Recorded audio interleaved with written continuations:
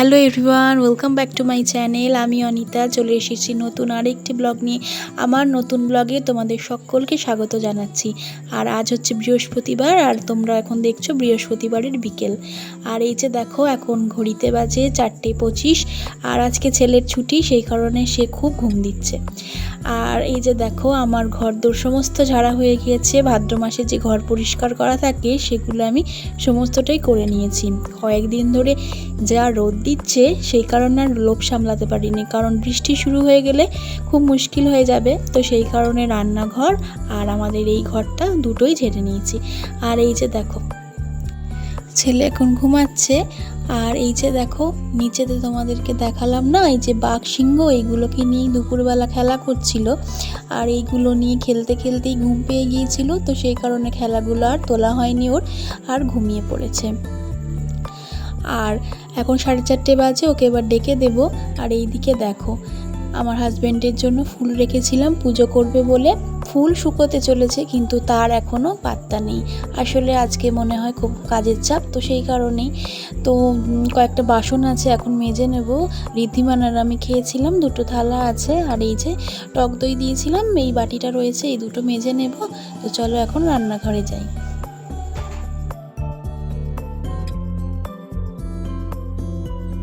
বিকেলের দিকে খুব একটা বেশি বাসন আমার থাকে না, আসলে রান্না করতে করতেই আমি সমস্তটা মেজে নিই। এই যে দেখো, এখানে রয়েছে, এগুলো উবুর করে দিয়েছি, জল ঝরে গেছে, এগুলো গুছিয়ে নেব।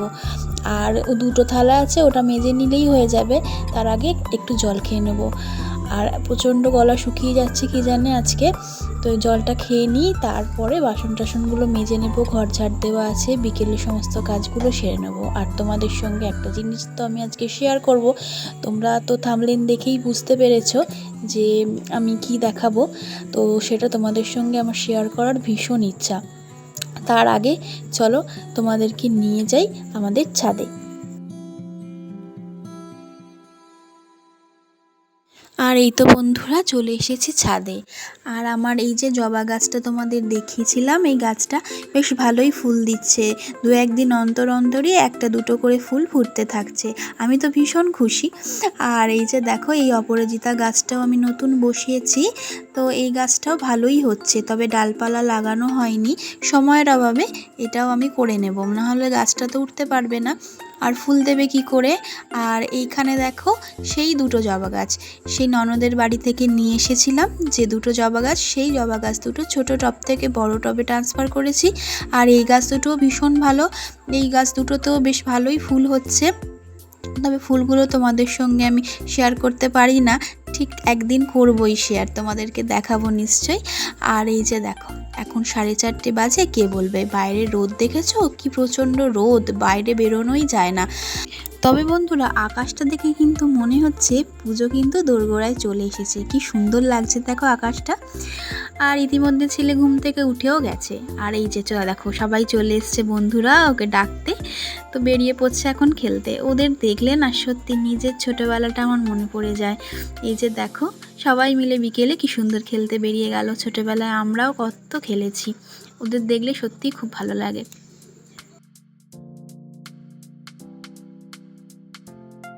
ছেলে তো চলে গেল খেলতে, তবে আমি আমার কাজগুলো এই সুযোগেই সেরে নিই। আর দুপুরের বাসনগুলো এখন উপর করে দিচ্ছি, আর 2টো থালা আছে সেগুলো তো মেজে নেব। আর বন্ধুরা, এই যে এই ক্যানটা, জানো তো এটা সবসময় বেরোয় না সচরাচর, আর ওই যে দেখো ভিতরের দিকেই থাকে। সেদিনকে গিয়েছিলাম তারামার মন্দিরে প্রসাদ খেতে, আমাদের একটা নিমন্ত্রণ ছিল, কৌশিকা অমাবস্যা ছিল যেহেতু, তো সেই কারণে প্রসাদ খেতে গিয়েছিলাম। তো ওনারা আবার এই যে ক্যানের মধ্যে করে দিয়েও দিয়েছে। আর এত ভালো প্রসাদ না বন্ধুরা, কি বলবো, পুরো মুখে লেগে আছে, এত সুন্দর, মানে সত্যি ভগবানের আশীর্বাদ না থাকলে বোধহয় এরকম হয় না। তো ছেলের তো ভীষণই পছন্দ, সে তো একেবারে সকালে ঘুম থেকে উঠে বলছে যে প্রসাদ খাবে। আবার আমিও খেয়েছি পরের দিন, ভীষণ ভালো করেছিল। আসলে সেদিনকে আমার হাজব্যান্ড তো ওখানে কাজও করেছিল, আবার আমাদের নিমন্ত্রণও যেহেতু ছিল, তো সেই কারণে আমরা খেয়ে এসেছিলাম। আর হাজব্যান্ড যখন রাতে ফিরেছিল কাজ থেকে, ওর কাছে আবার পাঠিয়েও দিয়েছিল। তো আসার সময় আবার দেখি কি আমাদের আস্তে আস্তে সাড়ে নটা ঠিক না, 10টা বেজে গিয়েছিল। তো সেদিনকে চারিদিকে তো পুজো হচ্ছিল, কৌশিকী অমাবস্যা। আমিও ছোট করে বাড়িতে পুজো করেছিলাম, আর আমাদের নিমন্ত্রণ ছিল বলে আমি সন্ধ্যাবেলা পুজোটা আর দিইনি, সকালেই দিয়ে নিয়েছিলাম। তো সেখানে যেতে যেতে আমার প্রায় 9টা মতনই বেজে গিয়েছিল। গিয়ে খুব বেশিক্ষণ থাকতে পারিনি, একটু প্রসাদ খেয়ে বাড়ি ফিরছি। এমন সময় দেখে এক মন্দিরে পুজো হচ্ছিল, কিন্তু বন্ধ হয়ে গিয়েছে।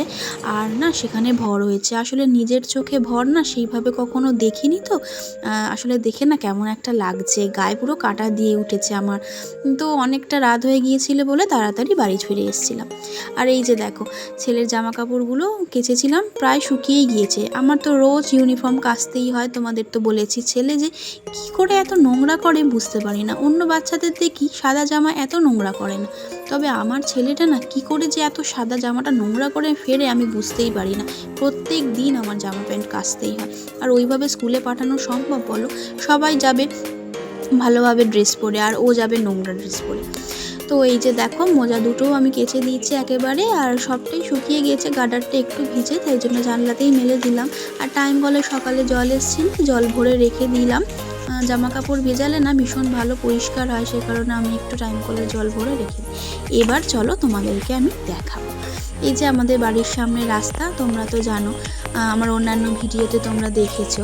তো বাড়ির সামনে রাস্তা দিয়ে এই যে বেরিয়ে পড়লাম। আর এই যে দেখো, আমাদের বাড়িতে এই কাজটা শুরু হয়েছে। আর এই যে দেওয়ালটা দেখছো, এটা হচ্ছে আমার ঘরের দেওয়াল, আমার বেডরুমের দেওয়াল বলতে পারো। আর এর সঙ্গেই লাগোয়াভাবে আমাদের একটা অ্যাটাচড বাথরুম তৈরি হচ্ছে। আর ভিতটা শুরু হয়ে গিয়েছে। এই যে ভিতটা মোটামুটি এরকম হয়েই এখন পড়ে আছে। আর ওইদিকে কুয়োটা খোলাও হয়ে গেছে, যেটা বিয়ের বসায় আর কি, সেটা হয়ে গেছে। আপাতত এরকম কাজ হয়ে পড়ে আছে, আরও কাজ হবে। আমার হাজব্যান্ডের একটু কাজ আছে বাড়িতে, তো কাজ হলে ওকে একটু সময় দিতে হয়। আমার তো সম্ভব না যে এখানে এসে আমি থাকবো, কারণ এ বিষয়ে আমি খুব বেশি বুঝিও না। তো ও যখন যখন ছুটি পায়, তো সেই সময় কাজটা আসলে করায়।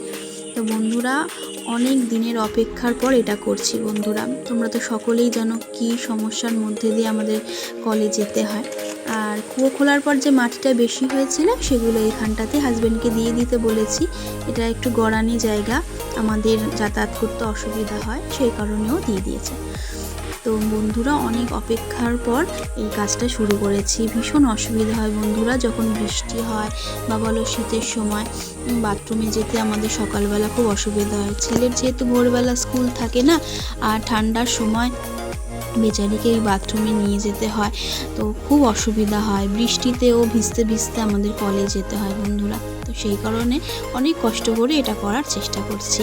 আমার সুখের দিনও যেমন তোমাদের সঙ্গে শেয়ার করছি, তেমনি দুঃখের দিনও তোমাদের সঙ্গে শেয়ার করেছি।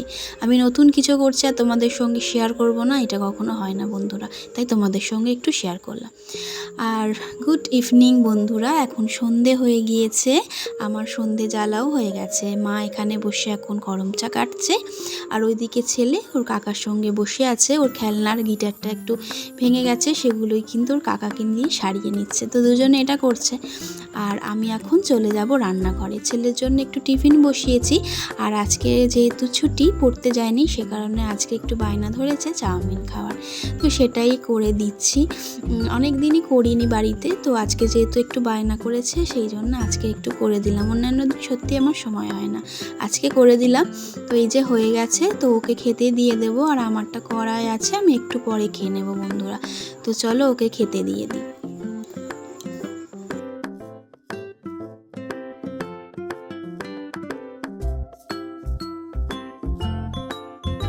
আর এই যে দেখো বন্ধুরা, সন্ধ্যাবেলা আবার সেই বাঘসিংহগুলোকে নিয়ে খেলা শুরু করে দিয়েছে। আর এইদিকে ওর গিটারটাও সারানো হয়ে গিয়েছে, সেটাই আমাকে দেখাতে নিয়ে এসছে।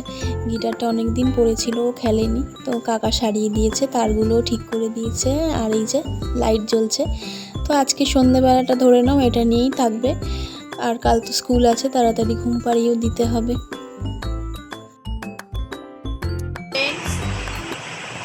এখন বাজে সন্ধ্যে 8টা। আর এই যে দেখো এখন চা খাচ্ছি। তো আজকে এখন আমার হাজব্যান্ড কাছ থেকে একটাই কাজের চাপ আছে, তো সেই কারণে আসতে পারিনি। আসলে বুঝতে পারিনি যে এতটা দেরি হয়ে যাবে, আর সকালে স্নান করেও যাইনি, ঠাকুরের পুজোটাও দিতে পারলো না। আর যে ফুলগুলো রেখেছিলাম সেগুলোও শুকিয়ে গিয়েছে। তো কী করবো, ফেলে দিলাম, কালকে দেবে।